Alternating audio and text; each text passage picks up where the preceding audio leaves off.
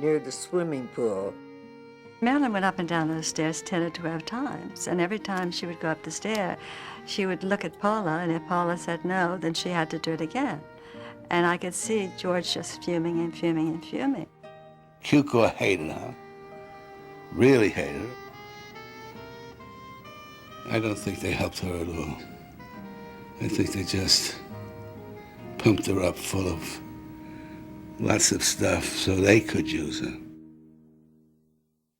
But Paula Strasberg was not the only strong female in Monroe's entourage. Marilyn's publicist, Pat Newcomb, was also a presence in the actress's life. Pat Newcomb took control of Marilyn. Between Pat Newcomb and Paula Strasberg, Marilyn she was like a caged animal. Nobody could get near her. Even if George Cukor wanted to talk to her, you had to go through Pat Newcomb. Marilyn's distracted moods during Something's Gotta Give were also the result of a chaotic romantic life. Rumors flew about a flirtation with President John F. Kennedy and a more intense personal relationship with his younger brother, Bobby, who also happened to be the U.S. Attorney General. Well, over a period of time, I was not at all surprised that the Kennedys were a very important part of Marilyn's life. And so that I was I wasn't included in this information, but I was a witness to what was happening. I get a call from Marilyn one day. She says, I'm going to have a date with a very important man. And I really would like to know what questions to ask. I said, Marilyn, but who's the person I got to know? She says, it's Bobby Kennedy. So I said, you know, we're right in the middle of the civil rights situation. Ask him why he's not being more supportive of Martin Luther King. What are they doing to calm down these riots? You know. She says, well, how do I know which question? He says, depends on his answer. So I said, well, let's rehearse. Give me the question, answer, and then the next question. We did that. A couple of days later, she says, I have another date. I said, well, how did the date go? She said, oh, it went very well. I said, now it could be more personal. And I don't hear from her for a week.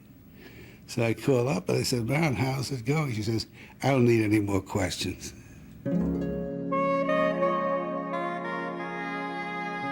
On May 15th, Marilyn reported to work despite complaining of a fever. We'd get reports from the psychiatrist, we'd get reports from the producer, and Marilyn had said this, and oh boy, she is coming in tomorrow. And if she did show up, it was like the second coming. Everybody fell down and genuflected. Following several hours of makeup, Marilyn walked into the glare of the lights. Cukor filmed this scene where, after a long absence, Ellen Arden talks to her children, who fail to recognize her as their mother. Are you going to stay long? I don't know yet. Would you like me to? I don't know where you sleep. I don't know either yet. But if that could be worked out, would you like me to stay? I would. You would? I wouldn't mind. Don't get me sick. Again, he got you fed again. Oh, yeah. Okay.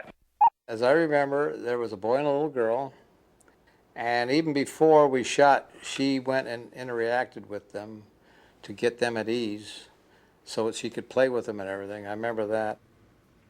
It was hard because had her children lived, they would have been the same age as the children she worked with. The children loved her. She played with them, but it was sad. Marilyn wanted children.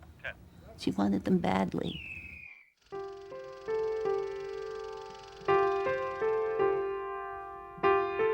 Marilyn's own childhood had been riddled with painful experiences. Her biological father never recognized her as his own child. Her mother was put into a mental institution. And the young girl endured years of emotional, even sexual abuse while growing up in a series of foster homes.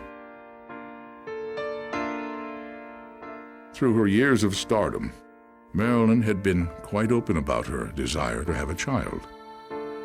But after several failed pregnancies, Monroe feared she could never have a baby of her own.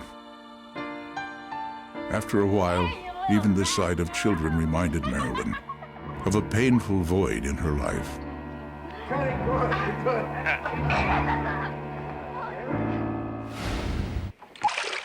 Jimmy, you hurt yourself. Let me go.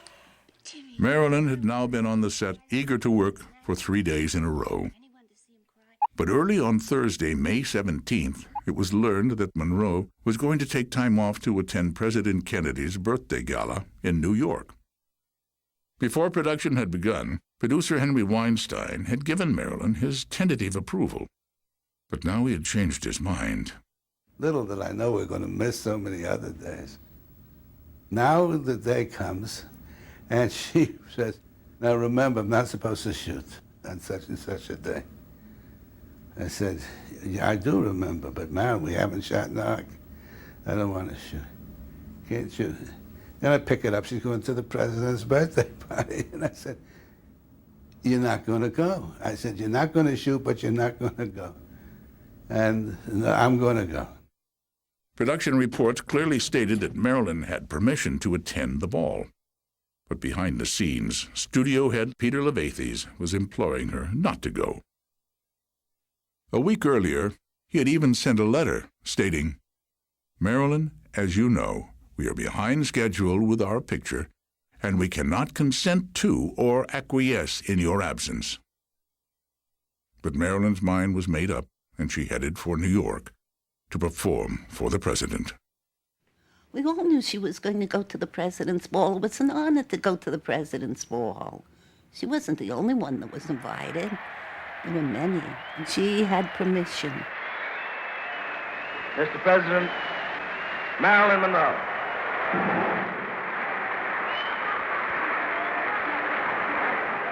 Marilyn's legendary tardiness was made a running gag throughout the evening's celebration. Here she is. But I'll give her an introduction anyway, Mr. President, because in the history of show business, perhaps there has been no one female who meant so much, who has done more. When Marilyn finally appeared, she was wearing a shimmering silk gown that revealed more than it hid. Mr. President, the late Marilyn Monroe. That night, one of her most memorable live performances was caught on camera.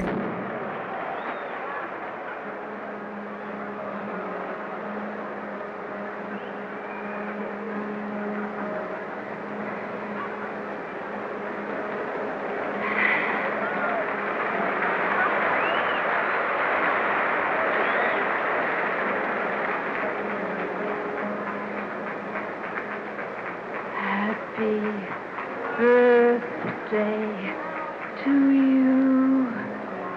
Happy birthday to you. Happy birthday, Mr. President. Happy birthday to you. Back in Hollywood, Fox executives were livid. She just didn't have any sense of responsibility or any respect for them, had no feeling for them. And they just suddenly, I think, moved away from a professional evaluation to a personal snit. Everybody, happy birthday! Well, it was very upsetting to Cukor. You know, the rest of us, we've been in this movie business a long time, and all kinds of things happened, and so it was no big red letter day one way or the other to the crew, just one more episode. But Cukor took it quite personally. The incident marked a significant turning point on the set of Something's Got to Give.